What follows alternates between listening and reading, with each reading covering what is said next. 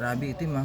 Grabe namang sa sobrang itim ng oil niya. Bagay na hindi normal sa mga makina. Dito nga'y bigla na ako nagsuspecha. Kaya minabuti ko ng baklasin. Ano? Dumi oh. Yung laman niya sa loob. Sabihin, nanarantado nito. Winalang ya.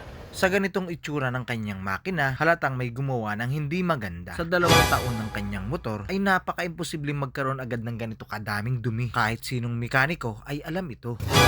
Parang nilagyan ng ano o kaya asin. Ay,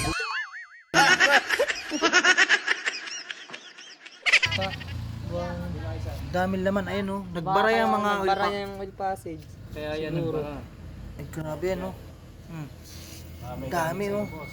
Parang buhangin nga eh. Parang buhangin. Kung hindi yan mo buhangin. Dami, nasa loob. Ayan, umalat dito. Ayan oh. Ayan oh. Dami talaga. Hindi siya bumabagsak ng bigla. Yung kanyang Conrad. Sa ganitong sitwasyon ay no choice tayo kundi biyakin ng kanyang makina, linisin ng kanyang mga pyesa at palitan ng bago kung kinakailangan. Ang connecting rod niya ay siguradong may tama. Mga idol, magaspang na siya umikot.